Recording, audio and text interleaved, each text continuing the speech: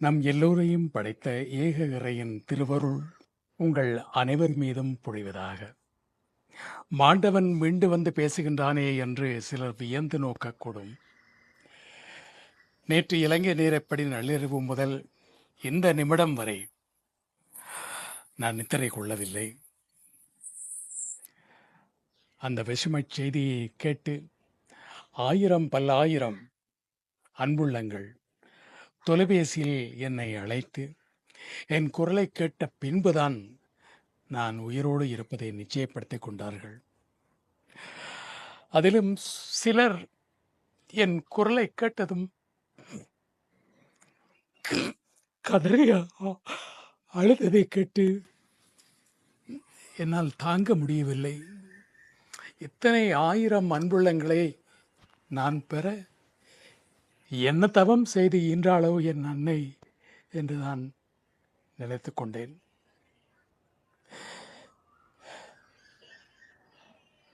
நேற்று இலங்கை பத்திரிகைகளில் ஒரு கட்டுரையை நான் எழுதியிருந்தேன். அந்த கட்டுரையின் ஆரம்பம் இப்படித்தான் இருந்தது: மரணம் மனிதனுக்கு தரும் வரம். அவனை பற்றிய எதிர்மறையான சிந்தனைகளை எல்லாம் மறக்கச் செய்து அவனுடைய நல்ல பக்கத்தை மட்டும், அந்த நல்ல நினைவுகளை மட்டும் இறைமேட்டி பேசி மகிழ்வது. அப்படி ஒரு அனுபவம்தான் எனக்கு கிடைத்திருக்கிறது. காரணம், பல்லாயிரம் அன்புள்ளங்கள் என்னை நேசித்தாலும் என் துறைசார் பொறாமை காரணமாக அல்லது மதமாச்சரியங்கள் கொண்ட சிலர், விரல் விட்டு எண்ணக்கூடிய சிலர், இதுவரை காலமும் எதிர்மறையான விமர்சனங்களை பரப்பியிருக்கலாம். ஆனால் இந்த செய்தியை கேள்விப்பட்ட நேரம் முதல் என்னை பற்றிய நல்ல நினைவுகளை மட்டுமே அவர்கள் இறைமேட்டி இருப்பார்கள். இது நான் வாழும் காலம் வரை தொடர வேண்டும் என்று அந்த எல்லோருக்கும் பொதுவான இறைவனை பிரார்த்தனை செய்கின்றேன். இது எனக்கு 3வது அனுபவம். ஆம், செத்து பிழைப்பது.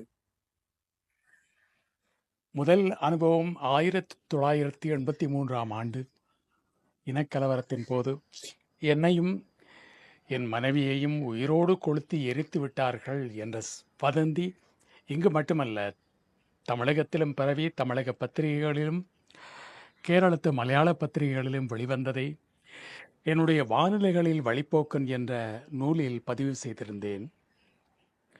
2 ஆண்டுகளுக்கு முன்பு தமிழகத்தில் யூடியூப் தளம் நடத்தும் ஒருவர் அதிக பணம் வருமானம் ஈட்ட வேண்டும் என்ற பேராசையில் என்னுடைய படத்தை போட்டு பிரபல டிவி தொகுப்பாளர் மரணம், கதறி அழுதது குடும்பம் என்ற செய்தி பதிவு செய்திருந்தார். அது 2வது முறை, இது 3வது முறை. ஆகவே 3 முறை நான் உயிர் தெழுந்திருக்கின்றேனா என்று நகைச்சுவையாக எண்ண தோன்றுகிறது. நாம் இறந்த பிறகு நம் மீது உண்மையான அன்பும் பாசமும் வைத்திருந்தவர்கள் யார் யார் என்று பார்ப்பதற்கு நாம் இருக்க மாட்டோம். ஆனால் வாழும் காலத்திலேயே ஒருமுறை அதை கணிக்க, அதை அறிந்து கொள்ள இறைவன் கொடுத்த சந்தர்ப்பம்தான் இது. ஆகவே இந்த செய்தியை முதலில் பரப்பியவருக்கு எத்தனையோ பேர் சாபமிட்டிருக்கலாம். அந்த சாபங்களில் இருந்து அந்த மனிதரை காப்பாற்றும்படி அதே இறைவனிடம் நான் வேண்டுகின்றேன். ஏதோ ஒரு நன்மையை செய்திருக்கின்றார் அவர்.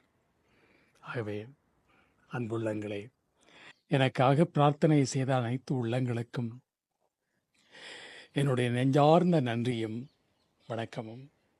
நன்றி.